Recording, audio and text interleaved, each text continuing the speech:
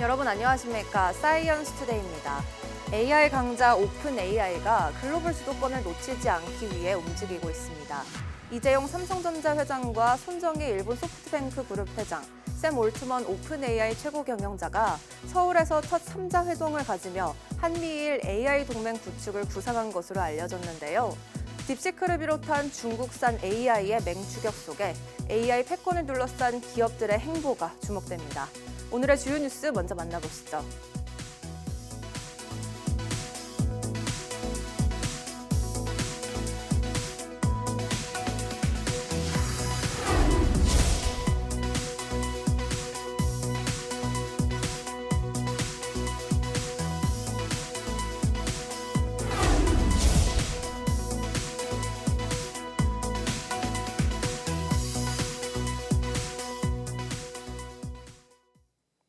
강력한 입춘 한파가 전국을 덮치며 한겨울보다 더한 추위가 나타났습니다.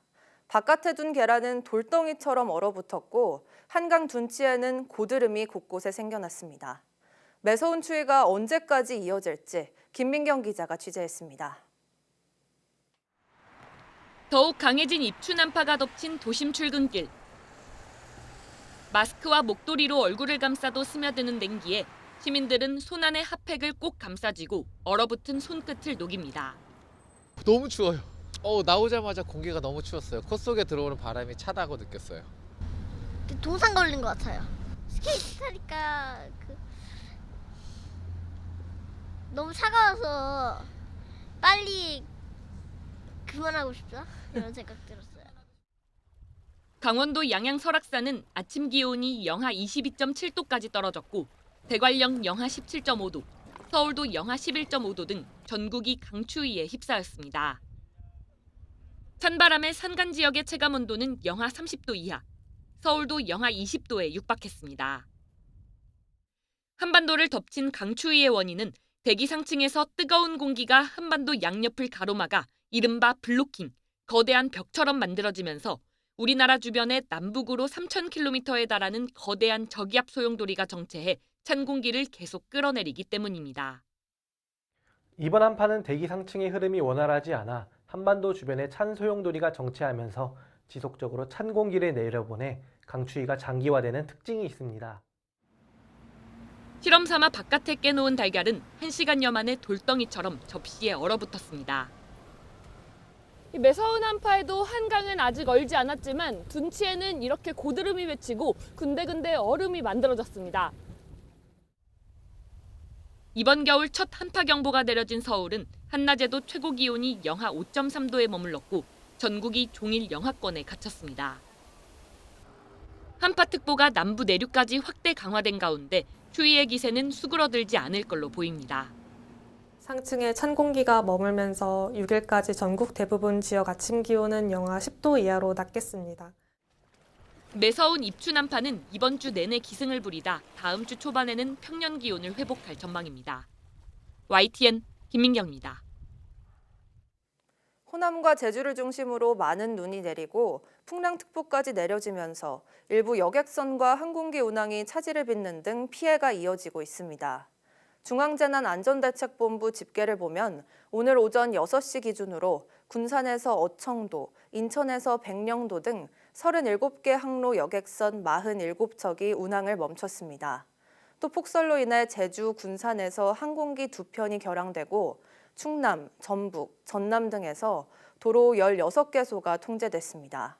소방당국은 전북 정읍과 고창에서 2세대 3명이 폭설 피해를 우려해 사전 대피했고 이번 폭설과 관련해 구조 구급 활동 7건, 안전조치 23건을 마무리했다고 밝혔습니다. 이와 함께 10개 국립공원 176개 구간의 진입도 통제되고 있습니다. 맹추위로 밤사이 서울에서 수도 계량기 동파가 잇따랐습니다. 서울시 집계를 보면 어제 오후 4시부터 오늘 오전 4시까지 서울의 수도 계량기 동파 23건이 발생했습니다. 수도관 계량기 동파는 모두 복구를 마친 상태입니다. 한랭 질환자나 수도관 동결 피해는 발생하지 않았습니다. 서울시는 비상근무 52개 반 181명, 순찰 156명 규모의 한파 상황실과 기온이 더 떨어지는 새벽 시간 등에 취약계층이 이용할 수 있는 한파 응급 대피소 90개소도 운영하고 있습니다. 저수지 얼음이 깨져 물에 빠지는 사고에 대비해 소방대원들이 구조 훈련에 나섰습니다. 올겨울 최강 한파에도 대원들은 거리낌 없이 얼음물에 뛰어들었습니다. 윤태인 기자가 훈련 현장에 다녀왔습니다.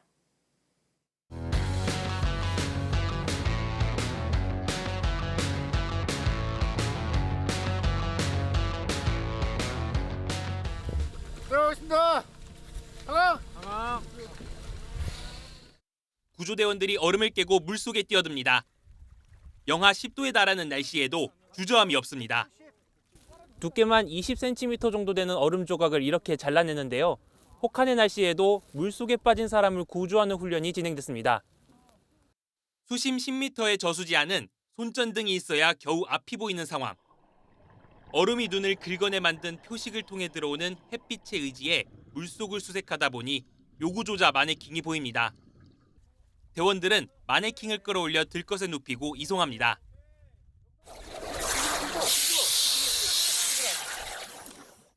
한시가 급한 상황. 구조 장비에 이상이 생기는 돌발 상황에도 대비합니다. 겨울에 그 강한 추위와 그 물 안에서 활동하는 그 폐쇄적인 환경 때문에 대원들의 안전에 약간 좀 중점적으로. 소방은 특히 날이 풀리면 얼음이 얇아져 위험하다며 사고 예방을 위해 빙판을 밟는 건 자제해달라고 당부했습니다. YTN 윤태인입니다. 홋카이도 등 일본 일부 지역에 기록적인 폭설이 내렸습니다. 어제 오전 10시까지 홋카이도 동부 오비히로 지역에 12시간 동안 120cm의 눈이 내려 일본 내 관측 사상 최고의 강설량을 기록했습니다. 종전 12시간 최고 강설량은 2022년 12월 24일 야마가타현 오구치마치에서 관측된 91cm였습니다. 이 폭설로 홋카이도 초중고 379개교가 임시 휴업을 하고 오비히로 공항에서 이착륙하는 항공편이 대거 결항하는 등 교통 차질도 곳곳에서 빚어졌습니다. 이번 눈은 동해를 따라 북일본에서 서일본에 거쳐 한기가 유입되며 홋카이도를 비롯해 니가타현, 히로시마현, 기후현 등 혼슈나 규슈까지 폭넓게 내렸습니다. 일본 기상청은 강한 한기가 일본 열도에 유입되며 홋카이도에는 내일까지 눈이 내리면서 대설경보가 내려질 수 있다고 예보했습니다. 기상청 기상연구소 가와세 히로아키 연구관은 지구온난화로 폭설 빈도가 약 1.4배 늘어난 것으로 추정된다고 NHK에 말했습니다. 한국을 방문한 샘 올트먼 오픈 AI 최고 경영자와 손정희 소프트뱅크 그룹 회장이 삼성전자 서초 사옥에서 깜짝 회동했습니다. 두 사람은 이재용 삼성전자 회장과 만나 AI 인프라 프로젝트인 스타게이트와 관련해 협력 방안을 논의했습니다. 취재진에게 유일하게 모습을 드러낸 손 회장은 3자 회동을 마친 뒤 좋은 논의였다고 평가했습니다. 스타게이트 프로젝트에 삼성도 참가하는지에 대해선 더 논의할 것이고 좋은 논의를 했다고 답했습니다. 손 회장은 앞서 회동에 들어가기 전 스타게이트 업데이트와 삼성그룹과 잠재적 협력에 대해 이야기할 것이라고 말했습니다. 이번 회동은 이 회장의 항소심 무죄 선고 이후 첫 공개 행보로 어제 전격적으로 성사된 것으로 알려졌습니다. 트럼프가 멕시코와 캐나다에 대한 관세 25% 부과는 미뤘지만 트럼프가 여기서 멈출 것으로 보이진 않습니다. 중국에 대한 10% 관세 추가 조치는 발효됐고 글로벌 무역 전쟁 확산 우려는 여전한 가운데 우리나라 수출 전망도 어두워지고 있습니다. 이승은 기자가 보도합니다. 대부분 중국에서 생산되는 아이폰, 반도체와 올레드, 카메라 모듈 등 많은 부품이 한국산입니다. 트럼프 행정부는 일기 때는 미국 소비자들의 우려에 중국산 아이폰에 대한 고율 관세를 철회했지만 이번에는 아직 예외 조치를 내리지 않고 있습니다. 미국이 멕시코와 캐나다에 대한 25% 관세 부과를 한 달 미뤘지만 무역 전쟁의 대상이 더 넓어지고 강해질 것이라는 시각이 우세합니다. 재임 기간이 4년밖에 안 남은 트럼프가 공약을 실현할 재원이 필요하기 때문입니다. 대규모 감세 등 주요 공약 시행을 위해 5조에서 7조 달러가 필요한데 문제는 재정 적자가 심각하다는 점입니다. 미 연방정부 부채는 36조 2천억 달러로 추정돼 의회가 정한 부채 상한 36조 1천억 달러를 이미 넘어선 것으로 보입니다. 트럼프는 외국 정부로부터 세입을 증가시켜가지고 이를 통해서 국내 세금을 감소시키고 이를 통해서 미국에 일자리를 창출한다. 이런 사고방식을 가지고 있기 때문에 물가 상승에 대한 어떤 그런 우려 같은 것들을 경시하면서 접근 방식을 좀 취하고 있다. 무역 전쟁이 확산할 가능성이 커지면서 지난해 8.2%를 기록한 한국 수출에도 비상이 걸렸습니다. 중국의 수출이 타격을 받으면서 단기적으로 이익을 보는 수출품도 있겠지만 세계 무역 위축에 따른 손해가 더 클 것으로 보입니다. 특히 반도체와 디스플레이, 부품 등 대중국 중간재 수출이 우려됩니다. 지난해 우리나라 대중국 수출액 195조 원 가운데 86%가 중간재입니다. 중간재를 수출해서 중국을 통해서 미국에 들어가는 쪽은 안 그래도 높은 관세에 힘들었는데 10% 추가 관세를 맞기 때문에 이건 악재죠. 반면에 우리도 조선 같은 경우에는 중국을 때려주면 이제 K조선은 언터처블입니다. 미국 물가 상승 여파로 고금리의 내수 경제 압박도 지속돼 올해 우리 경제 성장률이 1% 초중반대에 그칠 것이라는 예측이 잇따르고 있습니다. YTN 이승은입니다. 도널드 트럼프 미국 대통령이 개시 사격이라고 표현했던 10% 규모 펜타닐 관세가 발효됐습니다. 중국도 장전에 뒀던 보복 조치를 쏟아내며 즉시 반격에 나섰습니다. 베이징 강정규 특파원입니다. 트럼프 미국 대통령은 캐나다와 멕시코에 대한 25% 관세를 보류하면서 중국과 협상도 예고했습니다. We'll be speaking to China probably over the next 24 hours. On fentanyl in China, President Trump. We don't want fentanyl coming into our country. 그러나 중국을 겨냥한 10% 추가 관세는 현지 시각 4일 0시를 기해 예정대로 방아쇠가 당겨졌습니다. 같은 시간 중국도 미리 장전해 뒀던 반격 조치를 쏟아냈습니다. 먼저 오는 10일부터 미국산 원유와 농기계, 픽업 트럭 등에 10% 맞불 관세를 매기기로 했습니다. 석탄과 액화 천연가스는 미국보다 높은 15% 관세를 적용했습니다. 화석 연료 경제 부활을 예고했던 트럼프 대통령과 그 지지층이 표적입니다. 중국이 세계 공급망의 80% 이상을 장악한 텅스텐을 비롯해 특수 금속류의 수출 통제도 발표했습니다. 무기류와 자동차, 배터리, 반도체 등의 핵심 소재로 미국에서 재고가 빠르게 소진되고 있는 품목입니다. 인터넷 포털 구글에 대한 반독점법 위반 혐의 조사에도 착수했습니다. 패션 그룹 PVH, 바이오 기업 일루미나 등 두 곳은 신뢰할 수 없는 업체 명단에 올렸습니다. 트럼프의 틱톡 지분 절반 요구나 태무를 노린 소액 관세 면제 철회에 대한 보복 성격으로 읽힙니다. 예고했던 세계 무역기구 제소도 빼놓지 않았습니다. 严重违反世贸组织规则，性质恶劣，是典型的单边主义和贸易保护主义做法。 다만 WTO 분쟁 해소 절차의 첫 단계는 당사국 간 대화여서 협상의 문을 여는 조치이기도 합니다. 베이징에서 YTN 강정규입니다.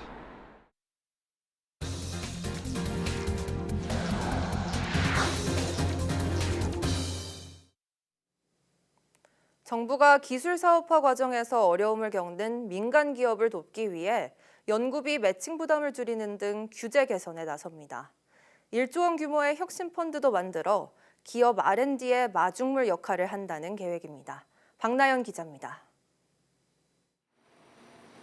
정부 R&D 과제에 참여하는 기업에 일정 비율로 연구비를 내도록 하는 연구비 매칭 부담.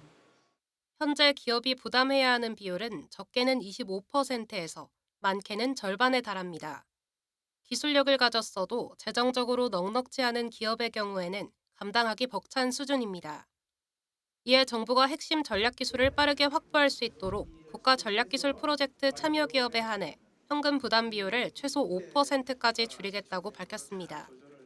이와 함께 1조 원 규모의 과학기술 혁신 펀드를 만들어 기술 사업화 기업 등을 중심으로 R&D 혁신 성장에 집중적으로 투자합니다. 1조 원 규모의 과학기술 혁신 펀드 조성을 위해 전담은행, 펀드 운용사와의 업무 협약을 체결합니다. 연구개발비 중에서도 기술 사업화와 관련돼서 그게 좀 쓰였으면 좋겠다. 그 펀드가 이렇게 생각을 하고 있습니다. 딥시크 열풍과 같이 AI 모델 개발의 중요성이 계속 커지는 만큼 정부는 이달 중으로 AI 컴퓨팅 인프라 전략도 확정하기로 했습니다. 다음 달에는 양자 분야 주요 정책을 수립하는 민관합동 양자전략위원회를 출범하고 국가 R&D 기술 사업화 전략을 발표하는 등 체계 정비에도 나섭니다. 과기정통부는 앞으로 매달 정기적으로 핵심 과제 추진 상황에 대해 장관이 직접 국민에 보고하는 자리를 마련해 R&D 현안을 두루 살핀다는 계획입니다. YTN 사이언스 박나연입니다. 최근 연이은 저비용 항공사 LCC 항공사고와 관련해 항공안전체계 전반에 대한 개선 방안을 마련하기 위한 항공안전혁신위원회가 어제 출범했습니다. 오는 4월까지는 항공안전 혁신 방안을 내놓겠다는 각오입니다. 최두희 기자입니다. 지난해 12월 29일 무안공항에서 발생한 제주항공 여객기 참사에 이어 지난달 28일 김해공항에서 발생한 에어부산 여객기 화재, 최근 한 달 잇따른 항공사고를 계기로 정부가 항공안전체계 전반을 들여다보기로 했습니다. 주무부처인 국토교통부는 항공안전혁신위원회를 꾸리고 첫 회의를 열었습니다. 위원회는 항공, 공항 분야 민간 전문가 중심의 자문기구로 오는 4월까지 약 10주간 운영됩니다. 민간 전문가 20여 명이 항공운항 안전분과와 공항시설 개선분과로 나뉘어 활동하게 됩니다. 위원회는 우선 제주항공 여객기 참사 수습 과정에서 지적된 LCC의 정비 역량을 높이는 방안을 집중적으로 살펴볼 예정입니다. 제주항공 여객기 참사를 키운 원인으로 지목된 콘크리트 둔덕과 같은 공항 건설, 운영 규정도 다시 들여다보기로 했습니다. 앞서 국토부는 올해 업무 계획을 통해 4월까지 항공안전 혁신안을 마련하겠다고 밝혔습니다. 항공 전 분야의 안전 실태를 진단하는 한편 다양한 의견을 반영하여 항공안전 혁신 방안을 마련하겠습니다. 위원회도 다음 달 말까지 항공안전 전 분야에 걸친 개선안을 마련하고 4월 초 공청회를 열어 항공안전 혁신 대책을 확정할 예정입니다. 이번에 첫 회의를 주재한 백원구 국토부 제2차관은 항공안전 체계를 처음부터 다시 세운다는 결심으로 뼈를 깎는 노력을 기울이겠다고 강조했습니다. YTN 최두입니다. 지난달 28일 여객기에서 화재가 발생한 에어부산이 오는 7일부터 휴대 수화물 내 보조 배터리 유무를 확인해 기내 선반에 보관할 수 있도록 통제를 강화하기로 했습니다. 에어부산은 기내 화재 위험 최소화를 위한 선제적 조치를 단행하겠다며 이같이 밝혔습니다. 이에 따라 여객기 탑승구에서 휴대 수화물 내 배터리가 있는지를 점검해 스티커 등의 별도 표식을 수화물에 부착하기로 했습니다. 기내에서는 표식이 부착된 수화물만 선반에 보관될 수 있도록 통제를 강화할 예정입니다.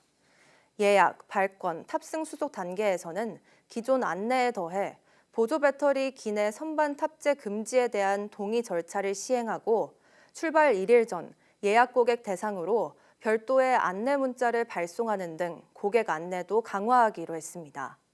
아울러 배터리 화재 발생 시 열 폭주 및 폭발 위험을 최소화할 수 있는 장비를 구매해 항공기에 자체 구비하고 승무원의 즉각적인 화재 진압을 돕기 위해 방화 장갑도 기내에 추가 구비한다는 방침입니다. 기내 화재 발생 시 신속한 초기 대응과 효과적인 화재 진압을 위해 객실 승무원 훈련도 대폭 강화할 예정입니다. 지난 주말 발생한 국립한글박물관 화재와 관련해 경찰과 소방당국 등이 합동 감식을 진행했습니다.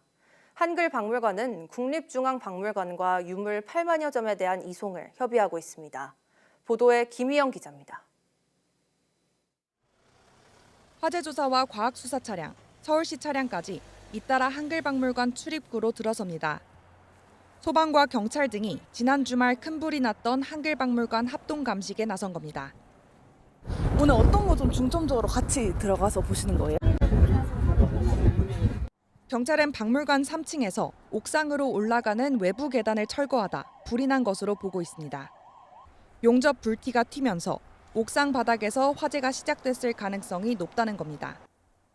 아직 입건된 사람은 없지만 경찰은 작업자와 박물관 관계자 등을 참고인으로 불러 조사하고 있습니다.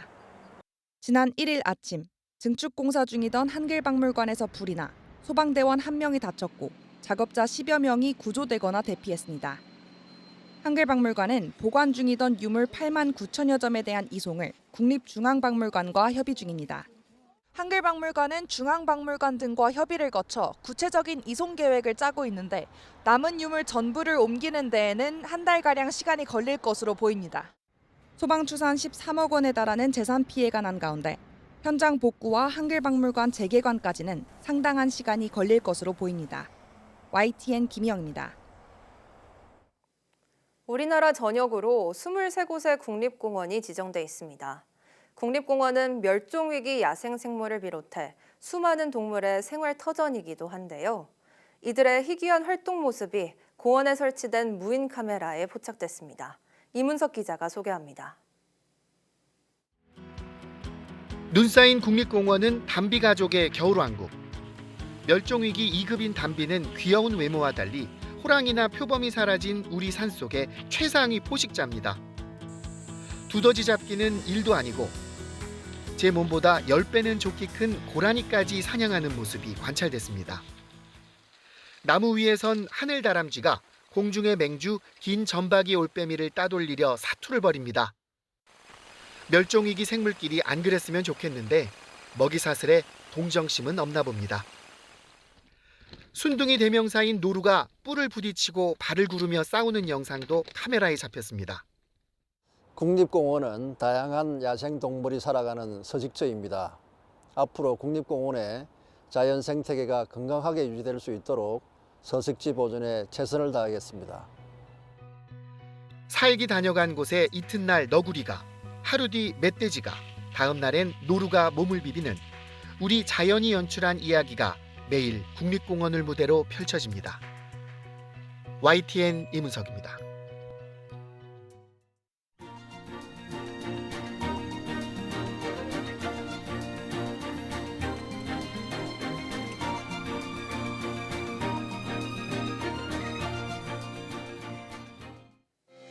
(2월 5일) 오전 사이언스 투데이 마칩니다. 오후 뉴스도 많은 시청 바랍니다. 시청해주신 여러분 고맙습니다.